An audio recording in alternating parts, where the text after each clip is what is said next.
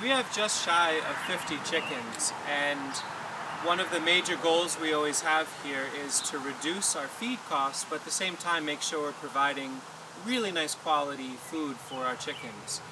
Kind of by accident, we realized a year or two ago that our chickens absolutely love duckweed. I dug a small pond in our chicken yard and duckweed showed up. Did a little research on it, and people actually grow it intentionally. We now manage the duckweed in a very low-tech way in the chicken yard, and they eat as much as they can. But what I thought would be interesting is to have a small micro farm or a garden where we can generate duckweed that can then be brought into the chicken yard. And so this is the first trial. So far I have $0 invested in this, which is one of my favorite numbers for making projects. And all I did was take some greenhouse plastic that I don't need until we get to the fall. And it actually is much larger than I needed here, so I folded it up. My hope is that there'll be no damage to this plastic. I'll be very careful when I take it up in the fall.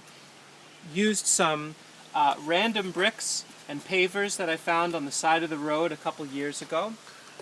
And on one side I used some containers that are growing some seedling trees and nursery stock for us to make the boundaries. Just laid in this plastic and then filled some buckets with rainwater and poured it in, and then harvested some duckweed from the little pond that's in the chicken yard and poured that in. Now I did all of that today. I'm not going to harvest any of this duckweed for the next day or two, but from what I understand of it, in the summer, in full sun and warm water, duckweed multiplies, it doubles in size every day. And my hope is that we'd have enough here that every day we can skim off a nice amount of duckweed and send it into our chicken yard as a really high quality mineral and protein feed for them. So just some food for thought. Part of the reason why I'm excited about this is a theme with all of our work is how can we take very marginal spaces and make them productive? And to me, a driveway is about as marginal a space as I could ever imagine. So starting with this, if it works, we may expand into a larger pool. One also food for thought.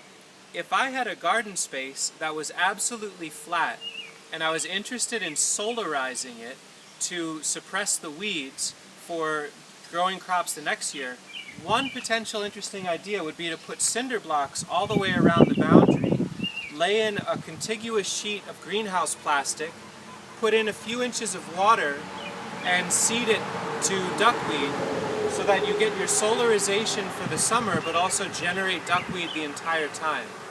Maybe it's something we'll try, but we'd love to know if other folks try that out. How does that work for you?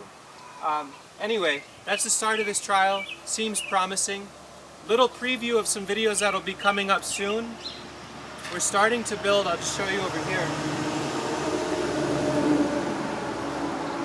We'll go into much greater detail. We still need to put some more mesh on it, but I'm starting to build some chipmunk and red squirrel resistant air pruning beds, which will show more details.